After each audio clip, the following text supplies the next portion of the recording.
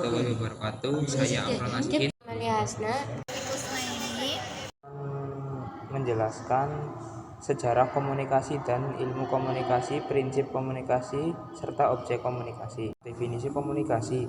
Menurut Raymond S. Ross, komunikasi merupakan sebuah proses transaksional yang mencakup kegiatan menyeleksi, memilih, dan membagikan makna. Makna-makna tersebut bisa berasal dari pengalaman sendiri ataupun beberapa sumber lain.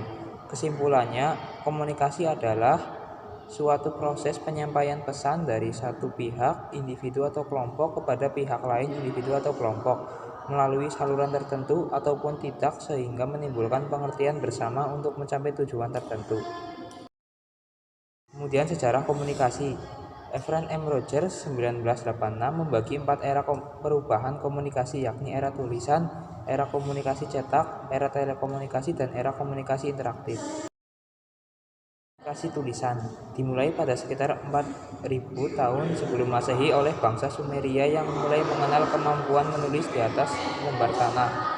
Kemudian pada 1041 sebelum Masehi, Cina menemukan tipe cetakan huruf dalam buku. Pada tahun 2000 sebelum Masehi, bangsa Mesir kuno menggunakan daun papirus untuk menuliskan pesan. Komunikasi cetak. Era komunikasi cetak dimulai sejak penemuan mesin cetak hand press oleh Gutenberg pada tahun 1456. Dahulu, sebelum mesin cetak muncul dan berkembang, perkembangan informasi berjalan sangat lambat.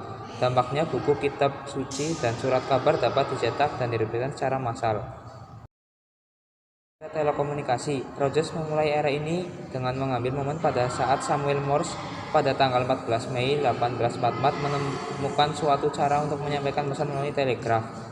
Kemudian Alexander Graham Bell mengirim pesan melalui telepon pertama kali pada tahun 1876.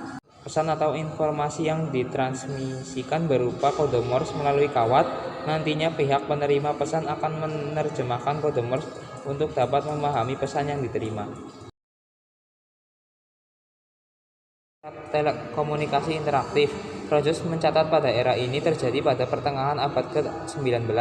Pada saat itu, tepatnya tahun 1946, ditemukan mainframe komputer atau ENIAC, sebutan untuk perangkat komputer sederhana yang memiliki lebih dari 18.000 vacuum tubes oleh para ahli dari Universitas Pennsylvania. Sepertiga abad kemudian, penemuan sederhana ini menghasilkan perangkat yang lebih kecil, lebih canggih, dan lebih fleksibel dalam penggunaannya. Sejarah perkembangan ilmu komunikasi dapat dibagi dalam 4 periode. Pertama, periode tradisi retorika yang dimulai sejak zaman Yunani kuno. Kedua, periode antara tahun 1990 sampai Perang Dunia II yang dapat disebut sebagai periode pertumbuhan ilmu komunikasi. Ketiga, periode setelah Perang Dunia II sampai tahun 1960-an.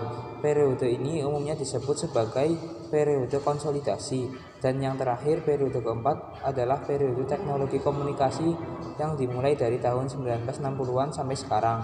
Tiap periode masing-masing memberikan karakteristik tersendiri terhadap penekanan bidang studi dan konteks peristiwa komunikasi yang diamati. Prinsip komunikasi. Prinsip-prinsip dalam komunikasi ada 12. Yang pertama, komunikasi adalah proses simbolik.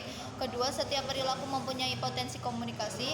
Tiga, komunikasi atau verbal dan hubungan atau non-verbal. Yang keempat, komunikasi berlangsung dalam berbagai tingkat kesengajaan. Yang kelima, komunikasi terjadi dalam konteks ruang dan waktu. 6. Komunikasi melibatkan prediksi peserta komunikasi.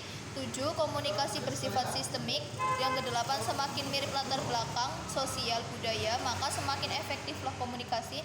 9. Komunikasi bersifat non-seksual. 10. Komunikasi bersifat prosesual, dinamis, dan transaksional.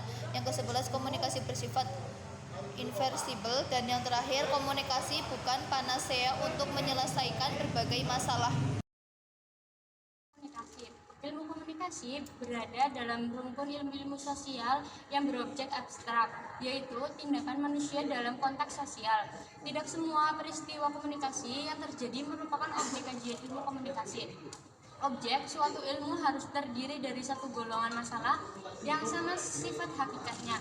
Jadi, objek kajian ilmu komunikasi adalah usaha manusia dalam menyampaikan isi pesannya kepada manusia lain.